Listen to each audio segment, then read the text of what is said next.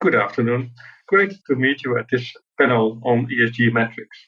I'm really looking forward to our discussion. But before we do that, we first have to introduce ourselves. And I would like to ask Frank to first introduce yourself. I will do that as last. Frank? Thanks, Jan. I'm Frank Verhoeven, CEO of VOS Logistics, an international or European transport and logistics company based in the Netherlands. Thank you very much. Tom, may I ask you to introduce yourself? Yeah, hi, I'm Tom Gosling. I'm an executive fellow at London Business School and also at the European Corporate Governance Institute. And prior to that, I had a long career at PwC where I set up the executive pay practice in London. Thank you very much. Juliette? Yes, good afternoon, everyone. So my name is Juliette Gaussem, and I'm the head of ESG reporting at Signify, former Philips Lighting, and have more than a decade of experience in corporate sustainability and ESG. And thank you for the invitation, Jan, today. Yes, well, you're more than welcome. Great that you could join. Let me introduce myself. My name is Jan Bouwens. I'm at the University of Amsterdam, professor of accounting, and very much interested these days in doing research into ESG metrics used in firms. That's where I do my research in firms, audit firms mostly at this time, but also in corporations.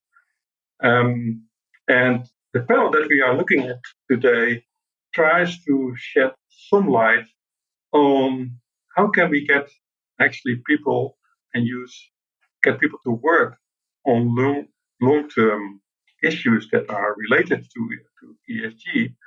What metrics do we use, and how do we get people to work hard on this?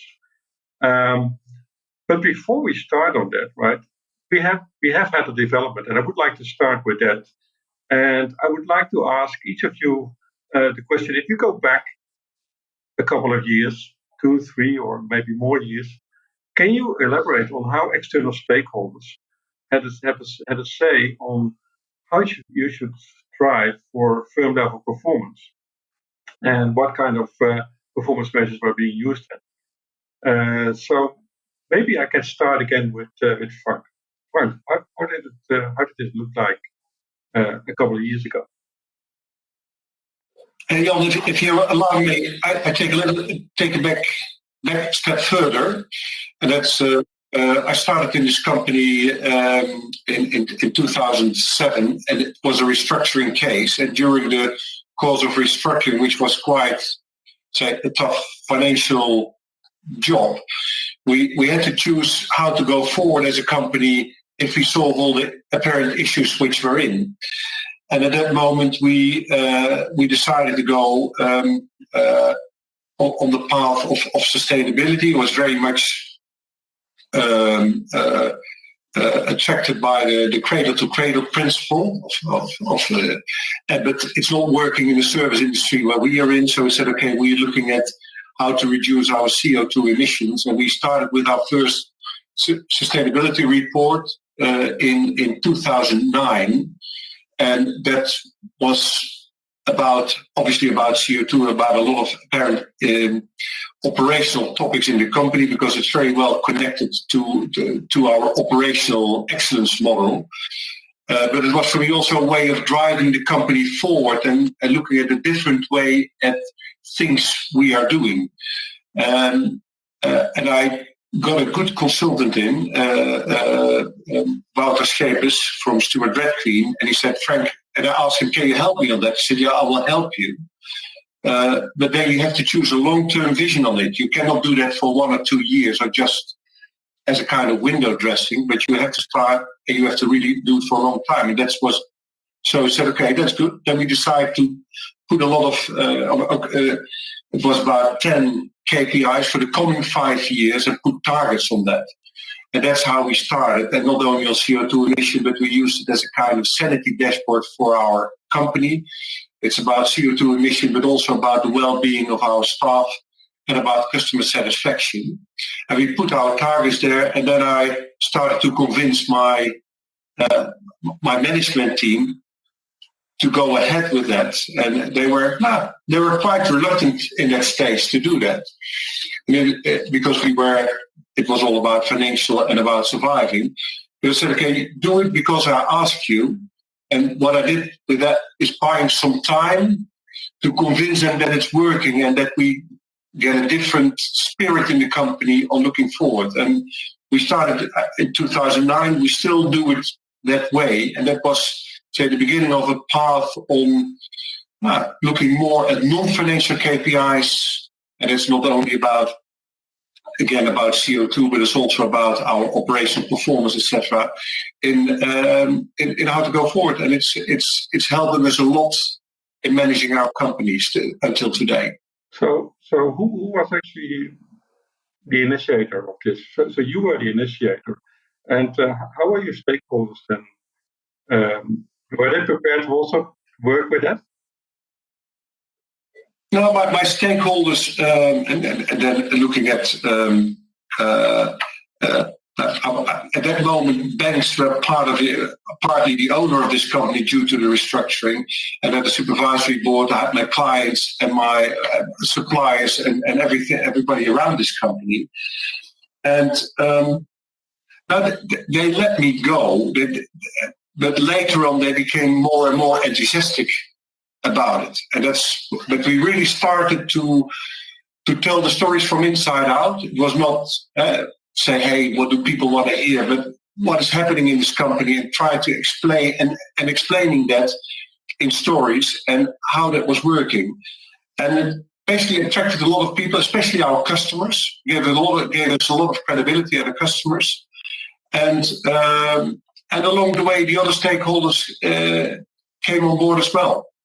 And maybe the hardest work to convince was my own management team to go that way. Do you have an idea as to why that they, you were referring to that they were used to actually work on the financials and improve their financial performance? So why were they reluctant to do so? Were the performance measures so different that they were? Because people were everybody's looking at financials. We were loss-making, say, hey, how, and very centered to the figures. But if you look only at the financials, you get the result of what you've done in the past, and try to explain how it's come. And very often bad story, but that gives all the focus. And now let's move away from obviously the financials are super key for the continuity of your company, and we have to become profitable and to build up our equity and everything around.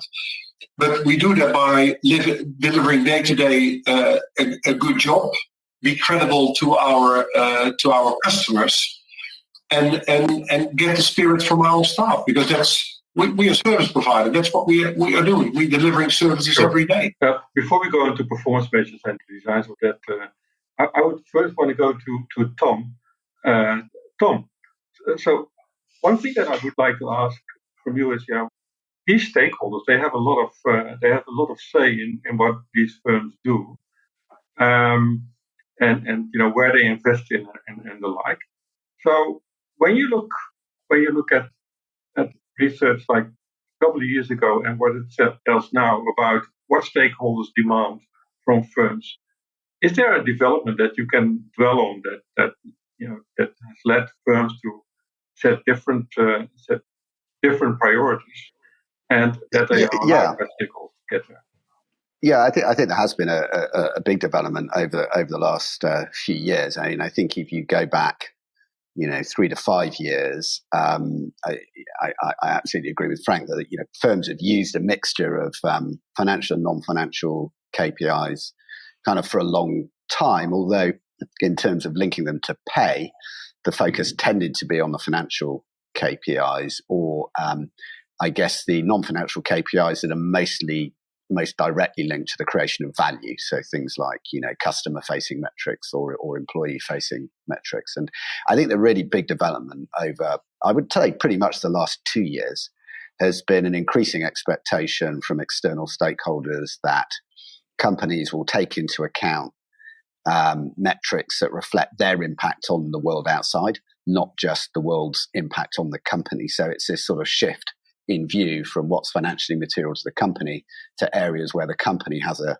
financially material impact. And so we've seen a big growth in both the adoption of KPIs for reporting purposes, but also in the link to pay for things like carbon emissions, diversity, other impacts on the environment, social mobility even. And this is reflecting a lot of external stakeholder demands, including those of shareholders. And in what's been a very marked trend over the last actually pretty much 2 years has been the incorporation of these kind of metrics, which aren't traditional shareholder value metrics, but the incorporation of those metrics even in pay plans. And should we connect these actually to pay plans? Because we might actually destroy intrinsic motivation if we do that. Don't you agree? I think it's a really interesting question. I mean, we ask companies to do all sorts of things that we don't then include in pay plans. And companies have very many strategic objectives, and there are actually a lot of risks in including these metrics in pay plans, because something that can be, a very good reflection of a stakeholder impact can be a really good measure of it until you put it in a pay plan, and then you can find that you meet it in all sorts of ways that you had never anticipated was possible, and you kind of wish you hadn't. So, the law of unintended consequences can be writ quite large here. So we do have to be quite cautious about what metrics we do link into pay and how we do it, and maybe we'll come back to discuss that a little bit more later on. Yeah, I will come back if I have a chance to that later on. But it's very interesting to learn also that these stakeholders actually really impose on the firms to make these changes happen in these firms. And one firm that has been exemplary in that, I guess, is Signify.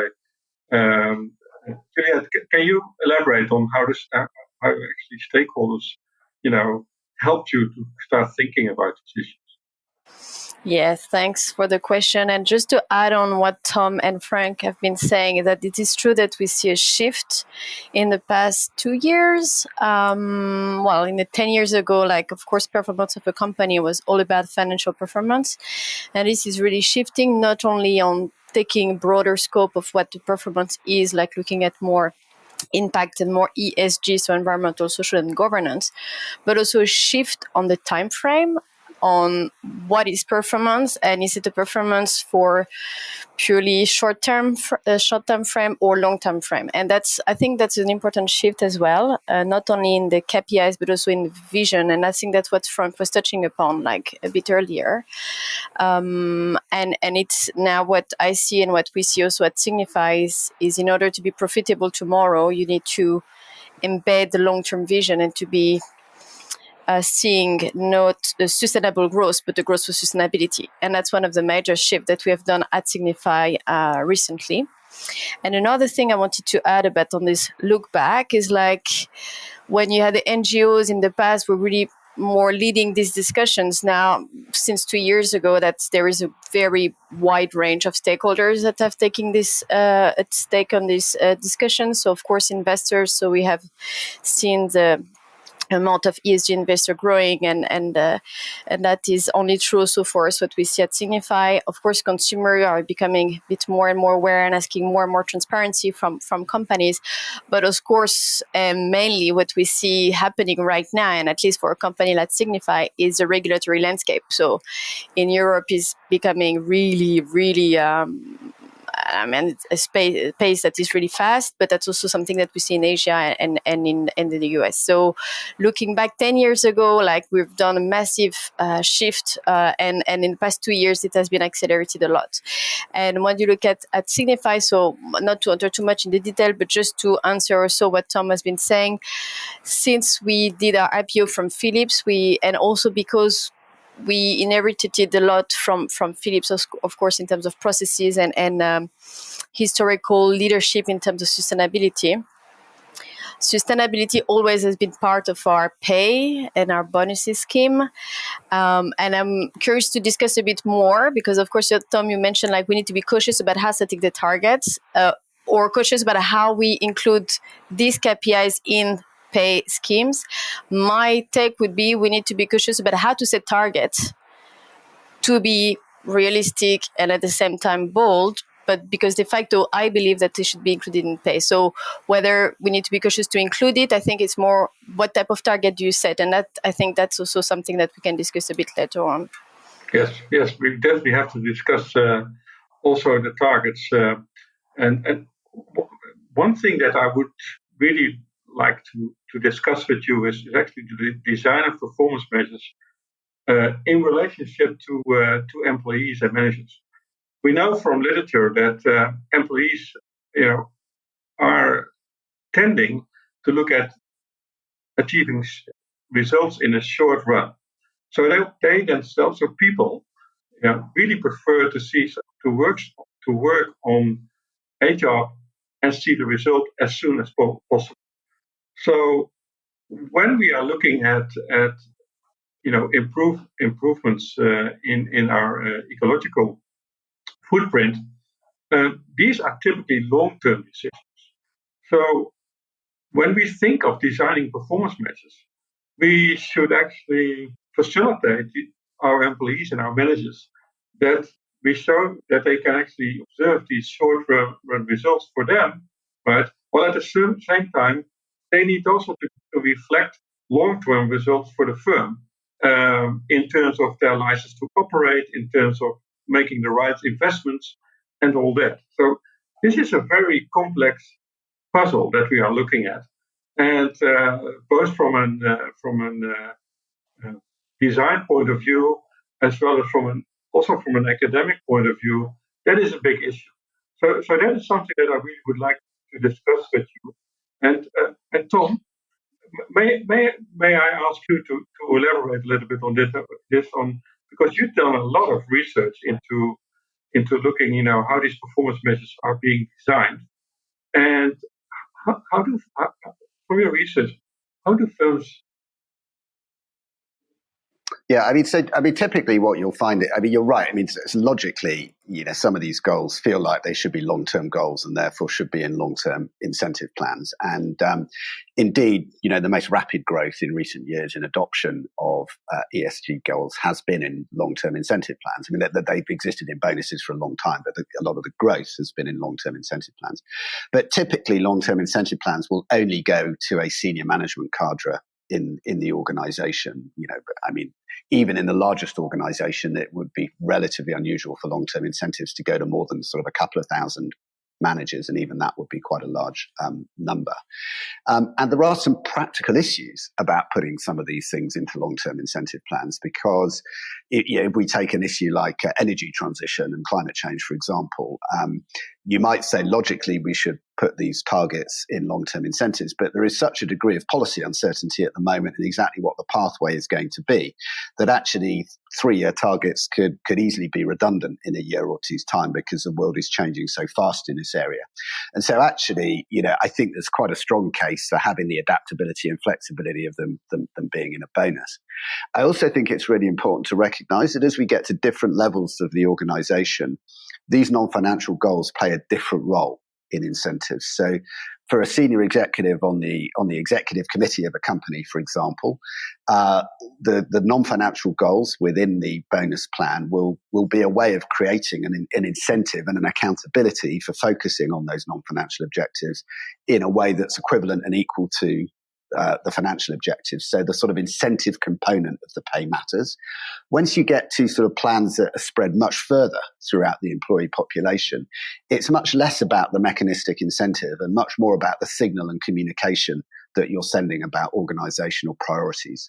And so, in that regard, I think that, people view these targets and measures, kind of very differently, because if you're going down to, 30,000 employees, it's really difficult to fix measures that are within the accountability and line of sight of every single employee. You just get spiraling complexity. So for the all employee plans, it's much more based around, aggregated kind of group measures of sustainability progress, which the individual employee may not be able to influence quite so strongly. So the incentive, if you like, is a little bit less powerful, but still the communication message that these factors matter to the organization, is still really strong. So I think the philosophy of how these are used does vary as you go down through the organization. And it can get very complex, right? Because if we do go down in the organization, you might be for instance, wanting someone to reduce plastic waste. But at the same time, that employee might be very successful in that. But at the same time, they might also start to order their produce from much further out than they ever did before, because they have to compensate somehow for the fact that they now have to reduce their plastic waste. So that makes it. I mean, all these measures are very. The more detailed they become, the more distorted they are at the same time. But I think, Jan, I would say London Business School recently just completed a study with PwC looking at some of the challenges organisations face about linking these metrics to pay as you looked at the wider reward strategy. And what came out very clearly from that is that organisations no longer view pay as this sort of mechanistic points mean prizes approach to sort of controlling people's behaviour, but that actually, when you're looking at integrating ESG into strategy throughout the organization, culture is paramount, right? And the behaviors are paramount. And incentives are used more as a communication device to signal the importance of new priorities and to reinforce that.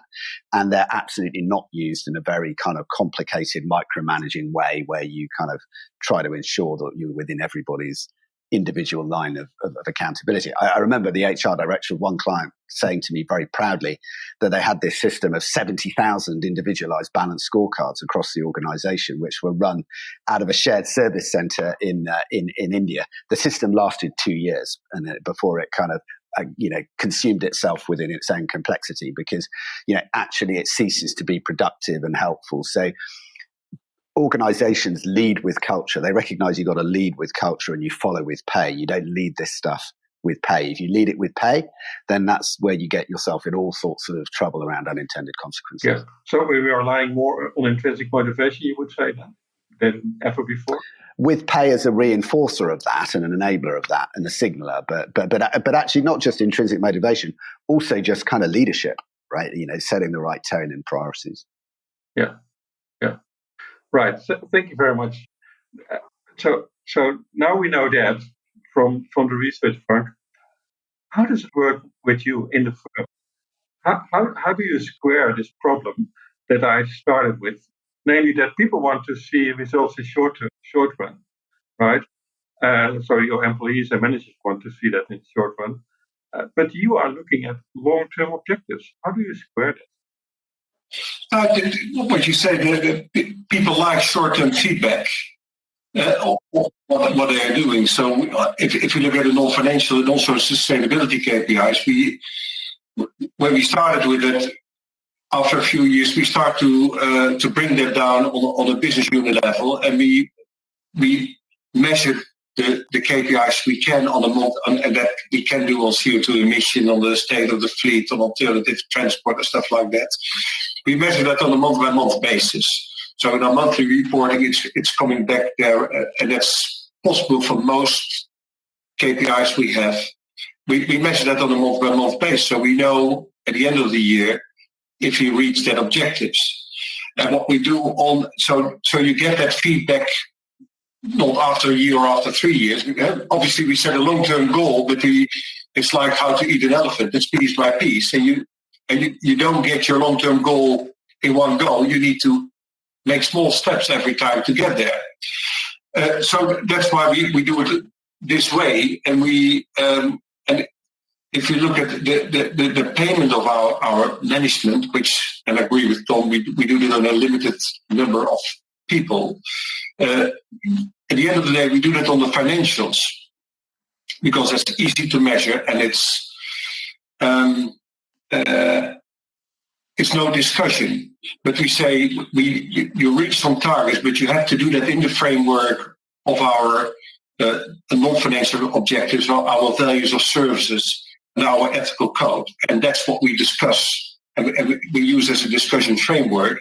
So at the end of the year, if you don't get there in the proper way, then we have another discussion. So it's much more embedded in the normal system, and only the payments, especially on non-financial KPIs, it's a bit of it's maybe a bit overrated because you get a lot of discussion and you get a lot of, when you don't get your payment, it leads to a lot of dissatisfaction.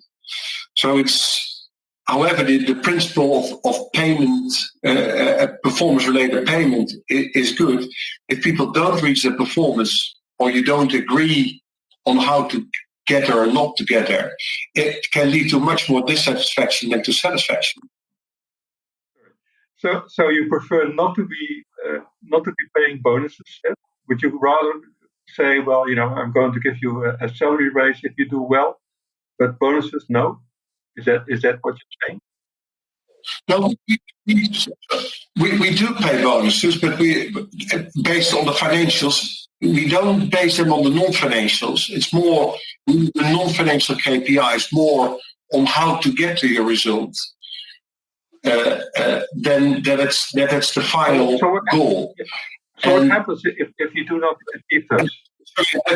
The pure management staff, we have some non-voting shares, which gives them a really long-term benefit on the value creation. So what do you do when they do reach their financial objectives, but not the non-financial objectives? Does that mean that they will be cut out from the financial bonuses or not? That's more the discussion we have in between, because we meet each other on a month-by-month basis with the business leaders, and then we have a discussion how to get there. How are you doing your business? Are you taking? We don't choose every time for the most sustainable solution, but for every investment decision we take or operational improvement initiative, we take it into account. And we have to make the judgment: is it economically also viable to take certain steps? But give an idea, the buildings the warehousing buildings we create are always according to BREEAM standards, outstanding standards, because it works. It's just ours. It became our standard. And if you look at our way of transportation, we look at the most economical trucks. We look at the most efficient way of driving. We measure the training of our drivers. Do we train our drivers sufficiently so that they have the right behavior? So there are a lot of aspects, but it's very much embedded basically in the DNA of the company, and that's because we do it for such a long time now. And I spoke to a colleague last week who wanted to start up a sustainability program because he was very much convinced that he had to do things different basically for his kids and for the world. And so I explained how we are doing it. And then I realized that starting it up, it takes a long time before you really get it incorporated in the system of your company. Yeah, I can see that. Well, thank you, Frank. I have many more questions, but I will postpone them because I also want Juliette to comment on this point. That we have these long-term goals as a firm, right? And on the other hand, we have we have employees and managers that want to see results better sooner than later. How do you solve it? Yes. So, let me give the practical example of how we do it at Signify. I fully agree with what you've shared, Tom and Frank. And just if I may add from our point of view, so how we do it. So at Signify, we have a 5-year sustainability program. So it's short, medium-term targets of 5 years that we cut in yearly target and in quarterly target. And so we report annually as the same as financial data, non-financial data under reasonable assurance. So data user can trust the data that we share. We measure progress on a quarterly basis, and our board of management leadership team review this progress, also sustainability progress. And on a biannually basis, we have a supervisory board, which is the highest government body that is aware of the progress because it's linked to our LTI, long-term incentive. And it's true that at Signify, the pool of employees is about 700 top employees, management plus executives. So it is restrictive for the long-term incentives. However, how we do it is that we break down our sustainability KPI, at the group level, but it's also done at the division and at the market level. So at different layers of the organization, they have some targets that could be related to our sustainability programs. Of course, depending on the overall KPI, that the target will be different from a logistic team to a specific site regarding waste, for instance. What I wanted to add a bit on the discussion, and something that have completely changed also in the past years. So we first, initially at Signify, we have sustainability as part of our purpose, which is great. And prior to our new program, we had a sustainability strategy and a company strategy. And back in 2020, we changed that. And we have a 5-pillar company strategy, and sustainability, which is called Growth for Sustainability, is one of the pillars. So it was always integrated, but now it's like really at the center of the company strategy. And that shifted very much the whole interaction and the whole commitment towards sustainability, because it brought these topics not only in the discussion annual regarding to long-term incentives and so forth, but really at the highest level of the business balance scorecards. And that is a great change, because when the sustainability function was much of a pushing previously, now we have a model of pulling. So the business is asking us, how can you help me getting my targets? Because we have a lot of targets related to revenues, sustainable innovation, all of that. And now the sustainability function, what we see is much more an advisor on how to achieve a target, rather than a tree hugger pushing that internally. And I think that's related also to the point of Tom mentioned before. It has to be at the culture, but it also have to be as the direction that the company is taking, and how strategic we see sustainability, and how to engage employees. All of that, I can touch upon that a bit, because we have an employee engagement program, and it's not always easy, because it's about culture change, and we know how difficult that can be.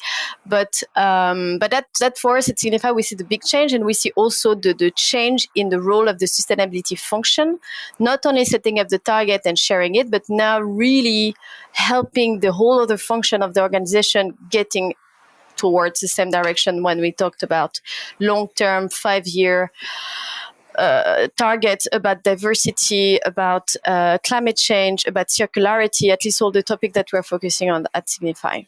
So it is. We've been talking culture a lot already. Frank, Tom, and you, Juliette. So what happens if someone is actually putting out in a proposal where the environmental footprint is not so much considered? What would happen then in your firm, Juliette? What kind of proposal are you taking? Like, for instance, an investment? So, an investment in new machinery, or how you reach out to clients. That actually the environmental footprint is not being considered. It's more about pleasing customers. Yes, I think there is different levels in terms of governance on how that happens in the organization. So, of course, we have policies. Of course, we have guidelines for procurement, sustainable procurement, if I'm related to that. If you look at the investment committee, that there is some discussion that we're having, and sustainability is a criteria in some discussions, not all, to be fairly honest, but we are getting there. Because if you look at, for instance, the EU taxonomy, what is coming our way, and I'm not sure Voss Logistics is falling under the EU taxonomy, but we are at Signify. I mean, this is going to be very tricky. So all our investment, CapEx, OpEx, revenues, all of that will be tagged as green. And so we need to, what we're seeing now in the implementation of that, that means that for anything that we do, we'll have to kind of a tag, is it green or not green according to the EU taxonomy? And that will create a lot of discussion internally. And I want these discussions to be not only at the highest level, but at every decision. And so sustainability becomes an attribute, whether or not we should go in one direction. And that's what we are implementing right now at Signify. It's difficult because it's about also product data, and I'm not going to enter into the details, but it's about all the infrastructure, how you deal, how you run your company. And this is now, it's not only having targets and doing some nice programs, it's really how you treat your data, how you manage your company, that has to be done in a transparent way, and where sustainability needs to be at every different layers of the organization. So what could I just add a comment there, actually, to what Juliette's saying? Because I think what she's described is absolutely the process of how sustainability should be incorporated in companies, in that it starts with the strategy, it gets embedded into the strategy, and then the pay follows the strategy. And there's a really big misunderstanding, because sometimes stakeholders in the external world think that the reason that we need to have these ESG targets is to kind of stop these nasty managers destroying the planet and force them to do other things instead. And actually, that's not the way it works within company governance. In fact, the board adopts a strategy that has sustainability at its heart, and then the metrics are used as a way of reinforcing those strategic priorities through the organization. And I think that's the process that Juliette has described very well. Thank you very much for this. Frank, does it work like this within statistics as well? No, I agree that what Juliette is saying, but also Tom mentioned earlier. If you look at the thing about sustainability, it's a lot about one thing. It's inside out. It's what you do in your company, and you want to explain to your team, but also to the outside world, to the stakeholders. And the way of communicating that, by the way, it's easier said than done. To really explain what you're doing and where it's leading to on the non-financial side. But that's probably driving people more than the financial incentive. Because it's also, if you look at these days, if you want to get young talent on board, they really judge companies they want to work for on how they behave and what they're doing. It's the communication about what you're doing and explaining it. It's super key. It's on on social media, on reporting. However, we are a private company. We publish our financial report. It's a financial and sustainability report. We do that for more than 10 years now. We put it on our website, so people can read what we're doing and how we behave, and it's all verified. So, and that I'm fully convinced that it helps us to get the talent on board we need to run the company in this way. So, may I ask you a little bit more about the design of these performance measures that are used in your firm? Are these typically like high level performance measures, or are these performance measures typically very close to the work that each individual is doing in your firm? So what is policy in that in your firm? May I start with you, Frank? It is the performance metrics are we build in general, so on CO2 emission, but it's also about what I told on the well-being of our staff, and then it goes as sickness leave, training metrics. How much do we train? In what fields are we training? It's about safety, about lost time, injury rate. But these metrics we bring them down to a business unit level. So each business unit manager measures his business on this level, and it's on sustainability. It's obviously on fuel consumption, on efficiency on driving. It's about on the modernity of his fleet. It's on the building. It's on the energy on the building. So you can really bring that down on a reasonably low level in the organization. And what I told, we measure that where possible on a monthly basis, or quarterly, or yearly, and that's part of our discussion. Well, the reason why I'm asking is that many of the measures that individual, even business units take, are also going to affect the performance of the whole firm. So I can imagine that also firm performance is actually an important performance measure, even at the business unit level, for that reason. For instance, emission reduction, right? That you measure that at the firm level rather than at the individual level of business unit, because they also impact each other with their decisions. These business units. I don't know if I get you properly, Jan. I didn't hear you properly. Sorry, I will repeat. So one issue with complex objectives like reduction of emission is that if someone in a business unit takes a decision, right, that is potentially going to impact also the work in other business units. So for that reason, in many cases, you might actually want to use a measure that is measured at the firm level rather than at the business No, unit. I get you. We do it basically. We do a bottom up, so we measure it in each business, and some things are easier to measure than other. But looking at, we have about 1,500 trucks on the road. We can easily measure what our fuel consumption is on a monthly basis. But then we have to put our performance. What did we deliver? How much kilometers did we drive? And how much tons did we move? So that's a very simple, relatively simple one. So these things we can measure. And then if you look at, there's another thing. It's the impact, because you can measure your operational performance. They can do it slightly better, but we're looking to an energy transition. So how are we going to make this move, and what input do we get as management from the different businesses to make to make the big steps? And there we form cross-business, we form some teams. We have an energy transition board.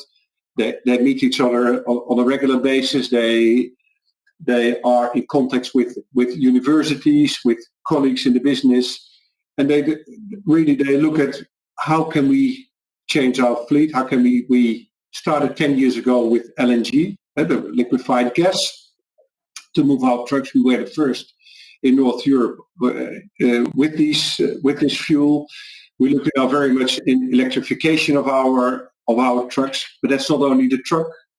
It's also our buildings need to be ready for that. We need to be able to charge these trucks. We need to look at the performance of the trucks. What can we do? How are they operating? So this we do cross over the business, and our people are very committed to contribute to that, and they're eager to learn and eager to contribute. Even at the cost of their yields. Sorry. Even at the cost of their yields, of how much money that they make in their own business. It's always better to stop people than that you have to push people in their initiatives. But sometimes, right. It is what we say. It's thinking about big plans, but you have to keep your feet on the ground, because we have to deliver our performance day to day to our customers, and we have also we cannot run faster than the market allows us. We cannot double our costs to be sustainable, because if the market is not prepared to pay for that. Yeah. From your research, Tom, thank you, Frank. From your research, Tom, how do firms push down their ideas, in their performance measures to make sure that people, think of these long-term objectives, but not only think of their own unit, but also think of the other units in the firm? I mean, there are two parts to that answer. I mean, one is that it very much comes down to the leadership culture, within the firm. In that, I've seen frequent examples of people doing the right thing for the team, even though it might have harmed a particular KPI in their business. And a strong team, will do that, and everybody will share at the senior levels in the equity of the firm, and therefore will benefit from the whole. But I do think, there are situations where organizations just need to really think through with these non-financial measures. What are we really trying to achieve? And what are the potential unintended consequences of how we set it up? So to give you a very specific example, an organization I was working with was looking to increase gender diversity at senior levels within the organization. And they concluded that the right way to set that goal was to have it as a team goal across the whole business that was shared by the executive committee, because what they didn't want was that if you're trying to achieve a specific diversity target in lots of individual teams, that can firstly be very kind of distorted by one or two kind of hires or resignations here or there, but also in order to build the pipeline of women in the organization, they needed to move women around to the best opportunities within the organization. And they didn't want one division kind of hanging on to their best women because they were worried about kind of the impact on their diversity statistics. And so in that organization, they said, actually, the right way to do this is to recognize it as a collective endeavor that we work on together. And so we're going to share that goal across the business. And I think depending on the goal and the situation and the starting point of the firm, this sort of decision needs to be made on a case by case basis. Whereas other factors such as health and safety are very naturally cascaded down into the operational responsibility of each division. Thanks for that, Tom. That's very clear. Juliette, may I ask you? Yeah, I think. Yeah, Tom, you stole my answer. That was exactly what I was. Sorry about that. No, I was thinking about it, and not all KPI impact all employees. And Tom took the example of diversity. So at Signify, we have the KPI to double the percentage of women in leadership positions. In order to do that, you need to have it affects all the layers, in fact, because you need to build a pipeline. And that's a collective effort. And every team and every hiring manager will have to follow a certain list of positive actions to make that happen. So that everybody is aware of this KPI internally. But when you look at other targets that we have, like zero waste to landfill, this is purely in a manufacturing site, and site managers will be very well aware of this KPI. So that depends on the KPI. Then when you look at how can we have all the company being aware and supporting all the KPIs, I think that's difficult. So what we do at Signify is that we have quarterly employee engagement, where every quarter we change the theme so we can create a bit of interaction, understanding, and awareness about a topic, and then link that back to a KPI. So then you could look at the individual level, because it's not only in their job, but sometimes, a lot of times, it's also related to their personal, individual affection toward the topic rather than another. So we try to create a bit of awareness around a general theme, and then link that to our KPI, link that to each individual actions, whether it's at work or in their personal life, and try to create a bit of discussions around that.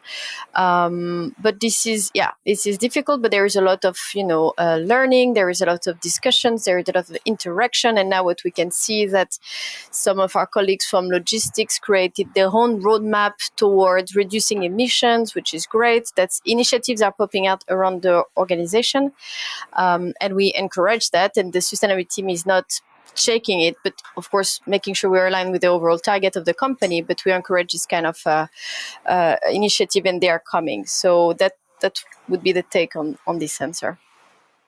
I think, just if I could add something to that what you've just said, Juliette, really chimes with something we found in the study London Business School did with PwC, where we found that one of the most common regrets that people had around the rolling out of ESG KPIs was that they had not engaged with employees more. And I think there are two really important reasons for engaging with employees a lot as you're developing an ESG-based KPI system. One is, of course, you want people to understand what you're trying to do so that they're more likely to come up with these initiatives that Juliette's described. But also, going back to a point that Frank made earlier, one of the big kind of connections between sustainability and value for the firm actually comes through the channel of talent acquisition and retention. And a big reason why firms are doing this work is actually because employees want and expect them to do it, and it's really essential for retention and attraction of talent. And therefore, understanding what employees think it's important that the firm stands for is also a really important part of designing the system in its own right. So, the strong feedback that we got from firms that have been down this journey, almost uniformly, they wish they'd done more engagement than they did. You could almost not do too much engagement with employees on this topic. Thanks for that. Thanks for that a lot. One thing that is important to individuals, I already referred to it, is that people are able to actually see how much progress that they are making over time. And for one instrument that firms tend to use for that is actually to set targets, right? Targets that have to be achieved for the next period. And if they have achieved, that is a point of reference that you create with it for the employee, for the manager, to refer to when he or she is looking at, what did I achieve and did I do the right thing? So that leads me to the question: when we think of targets and target setting, right? What I learned until now from the discussion is there's two things. One is the culture right? The cultural part that we introduce in the firm. The other part is that we want to make sure that people know how they get from A to B. And A to B is actually now that we also want to make sure that we achieve ecological objectives, but at financial objectives at the same time. So we want to actually show them how they get from A to B. And then we have the financial measures and the financial incentives. And we set targets on these financials. And maybe we also set targets on these non-financials.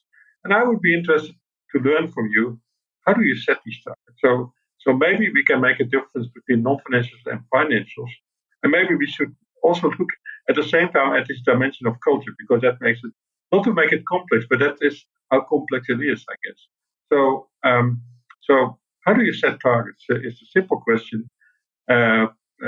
And maybe I can start with Frank. How do you do that in your firm? Jan, it's not so scientific how we are doing it, but it's pragmatism wins from perfectionism here, and it's a kind of incremental process that you want to do it better year by year, and that's how we started initially with our non-financial KPIs. This measure, we take a baseline, how are we doing it now? And say, what is a reasonable expectation for improvement? And we set that for 5 years, year by year. And then we start to, and we measure it every year. And then we define, hey, what's the reason we reach our objectives? Are we doing it better? Or why are we underperforming?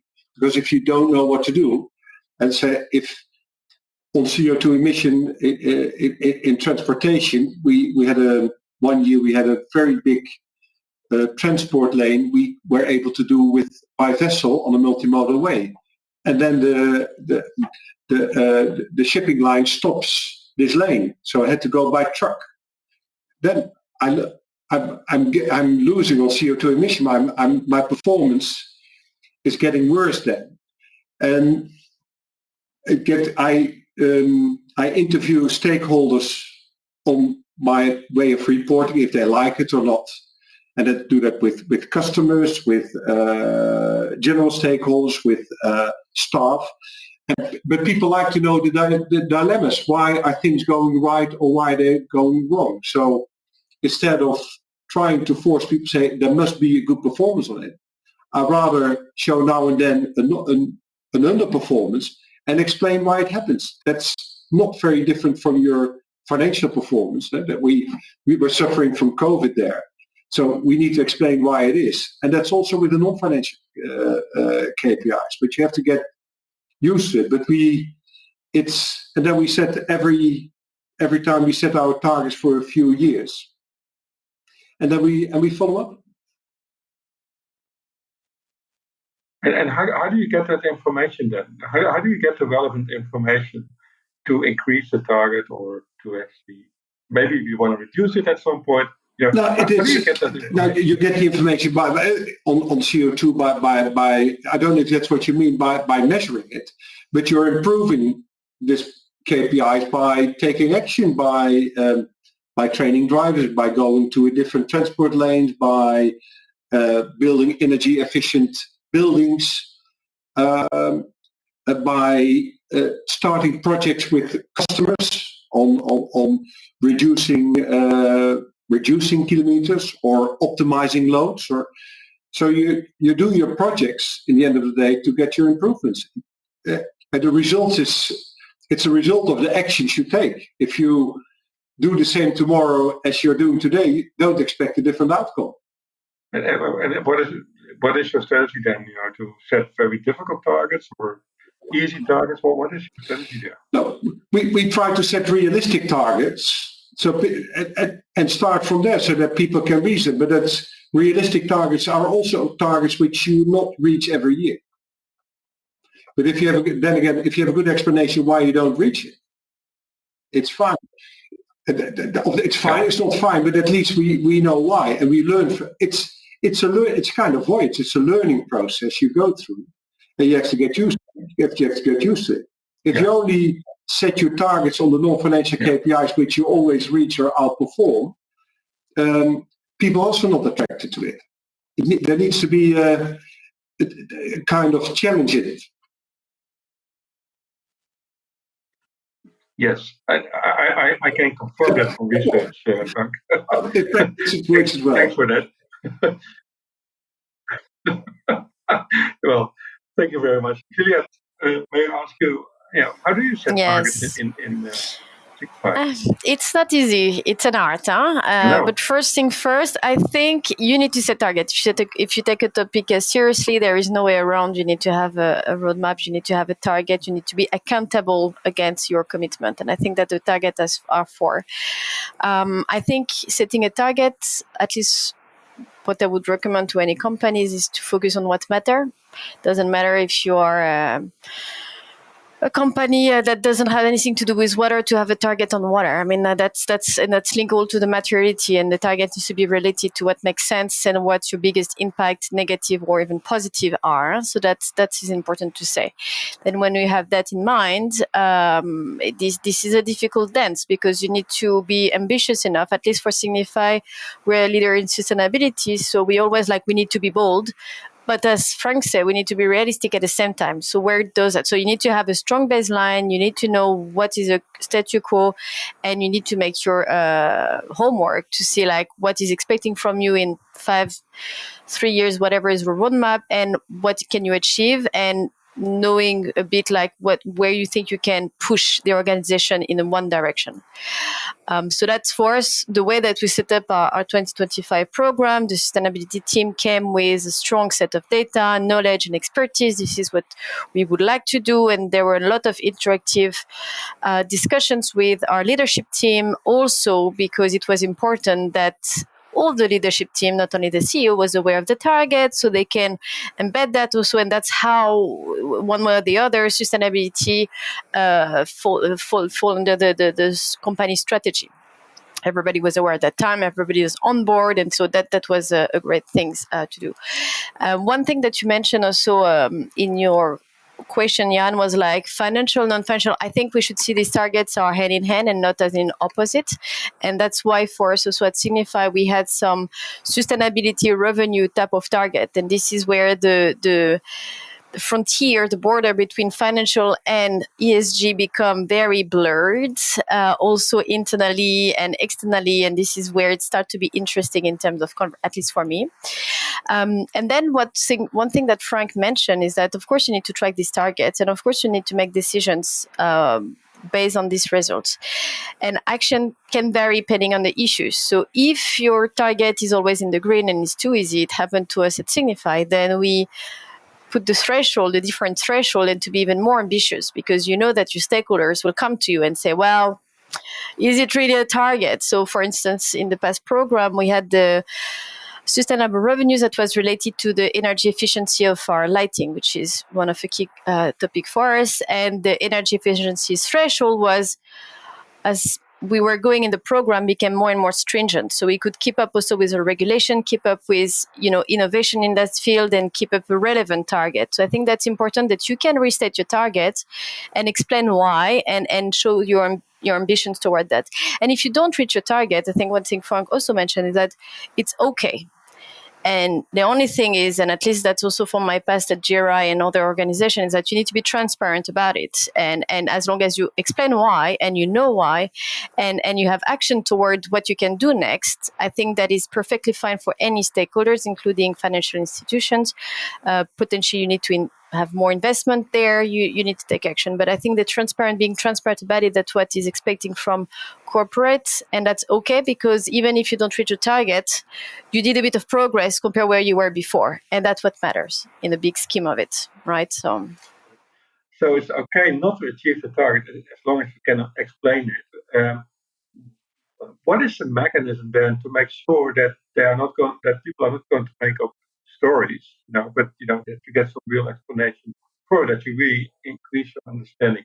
What mechanism do you have in place to make sure that happens? Is that just you trust your employees that they do the right thing, or is there something else that you make sure that information is somehow verified? You mean to reach a target? Yeah. Well, we have a data system like finance would have to report against whatever data point it is, and then you compare to it, and then it's a system of accountability, right? And Right. that's what is happening in the financial world, and that's what is happening in the ESG sustainability. So if your target is about carbon and you look at emissions scope 1, scope 2, scope 3, and then you don't reach it, then you look at the different layers of where that you go to the more granular to understand where it came from, and then you ask accountability to the person in charge or the entity or the department, whatever that would be, and you have a discussion there. But that's exactly why we have a quarterly reporting process. Yes. When the sustainability is reviewed not only by sustainability but whole leadership. So anyone in the leadership team can ask questions about it, or at least is aware that their entity didn't perform on that one, and so the accountability is there. Do people Since help beginning. each other if they don't achieve their targets? Do they help each other? They better do, because as we mentioned before, it's linked to the long-term incentives. Okay. So, and they will have to give feedback to our rewards team and our CEO and our supervisory board. So this is where also the link to LTI is helping a bit in the discussion and taking this thing seriously. Very interesting. Thank you for that. And Tom, I know that you've done research into this issue as well. So may I ask you to comment on this as well, please? Yeah, happy to. I mean, the first thing I'd say, I think this point about setting sufficiently stretching targets, at the same time realistic, is really important for the credibility of this whole venture, because what we know to date is that in the early experiences, some of these non-financial targets pay out at a higher rate on average than financial targets. And I think if that persists consistently over time, there will be a credibility challenge from external stakeholders who say, well, you're just setting targets that are too soft. So companies, will really need to grapple with this. And I think how to do it really kind of depends on the measure.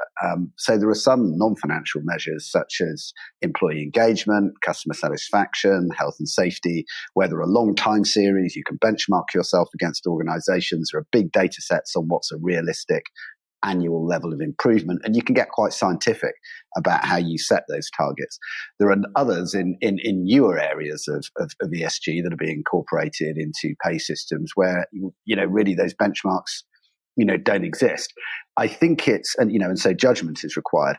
I think having the discipline, as Juliette mentioned, about focusing the targets on what's really important kind of helps. So the really important issues that require a step change will be linked into the strategic plan. And so you'll have a very good idea about what level of improvement is required to meet the strategy. And also in a well-constructed strategy, that should also reflect the kind of commercial sustainability trade-offs that Frank has been talking about. So that should help kind of remove the conflict. But there is inevitably an element of sort of art rather than science. And that's why also, and this is difficult to do at board level, but further down the organization, there's also a need for a process of sensible judgment to apply in the evaluation of these metrics. Firstly, to avoid situations where they might have been gamed by managers or employees, but actually also to make a realistic assessment of whether a target was in retrospect, too tough and too easy. And so we do quite often see, a qualitative overlay. And actually this takes us on to a kind of a governance point around this, in that, governance is having to evolve anyway to deal with sustainability strategies. Boards are having to figure out how they integrate it into the board framework. Do they have a separate committee that monitors these plans? How do the functions work together in the management team? And that's particularly important in this evaluation of achievement, because there does need to be an element of judgment around this. Yeah. Well, thank you. This is very Sure.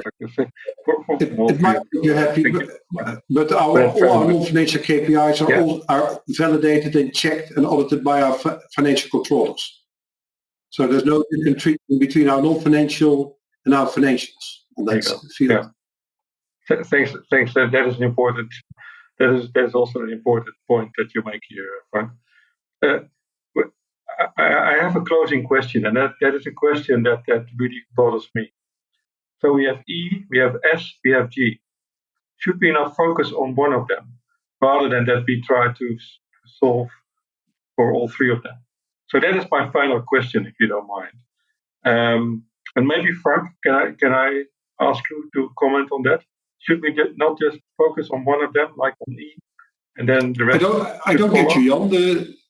Okay, so we have to look at the environment, we have to look at social metrics, and we have to look at governance metrics, right? Should we not just focus on one, just on the environmental, and the rest should then follow from that? Are we not making our lives too difficult by looking at all three of them? It's always good to simplify the reality, but we cannot go with it. We have to face it, and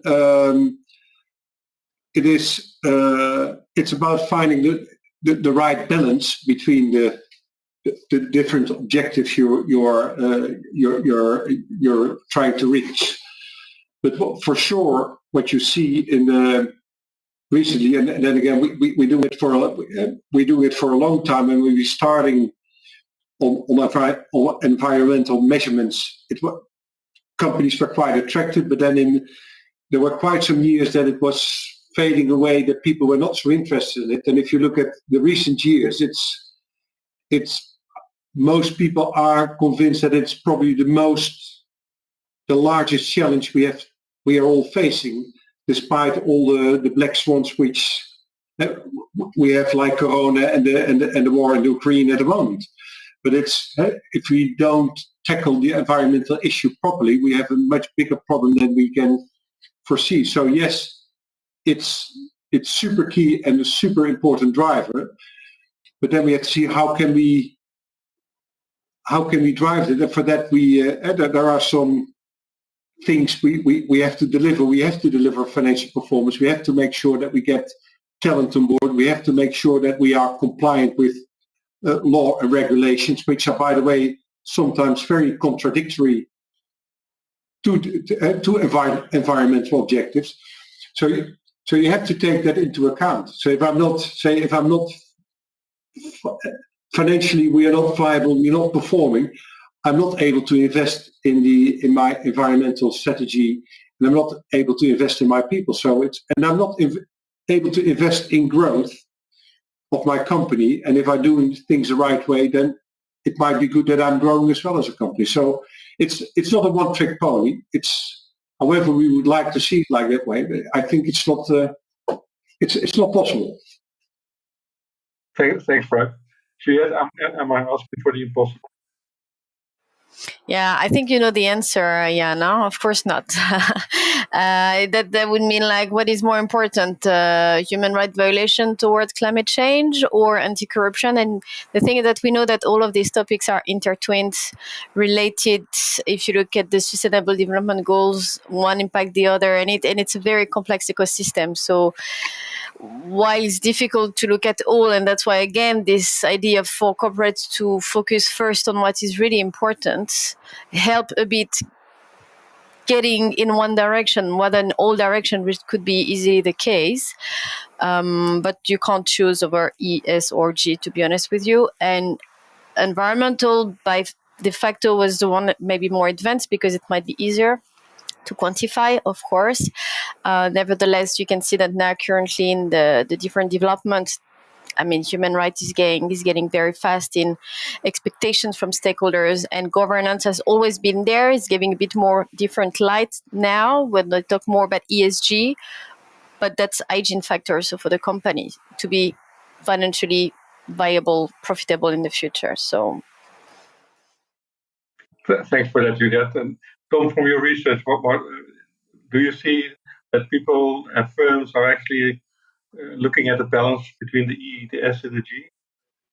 Yeah, I mean, the G in a way sort of underpins everything, because, you know, good governance processes enables you to deliver the E and the S effectively, and, you know, it's much less common to have kind of KPIs around the G, if you like. I mean, but the E and the S, I completely agree, are very intertwined, and it's very difficult to say that we should just, you know, focus on one and not the other. But having said that, I mean, I think, you know, companies face a sort of blizzard of demands from various kind of interest groups and external stakeholders, and so I think it is really important for them to go through a prioritization process of understanding, you know, what really affects us as a company and what can we really affect, and then try and sort of tune out some of the noise so that really the company is devoting its resources to really the most material issues where it can have impact. And there is a little bit of a tendency sometimes for companies to react to kind of whatever the current issue of the day is, even if it's not particularly relevant to them as a business. And it's a bit easy, it's easy for me to sit outside corporates and say, well, you should tune that stuff out, tune out the noise. I know when you're in the blizzard of it, it's very difficult to do. But I think there is a danger of trying to focus on everything, because then you just get, kind of distraction. And actually, initiatives can lose credibility within the organization if they're not visibly linked to the priorities of the company. So I do think that linkage with strategy and materiality is critical. Thank you for this. We're running out of time. If I'm trying to summarize our discussion of today, one thing that I picked up is how important culture is, in achieving all of these objectives, because otherwise it's not going to happen. Also, that we are really trying to lead people to think long term is very important. They can make mistakes, but we do at the same time have measures, and we actually also have a hard nose in them achieving these targets at the end of the day, to make sure that indeed we in the end achieve our long-term targets. And that was mentioned a lot by Tom and Juliette, and also by Frank. Is it really starts with a strategy that we set out, and then try to really understand as to how that we can get there. I would like to thank this panel very much for their insights, very, very much. I learned a lot from it, and I'd like to thank you for this. I hope that we can discuss this later on even much further than this, because I also see many research questions popping up, and I'm sure that Tom is also seeing those. So thanks a lot for this, and I look forward to see you later on.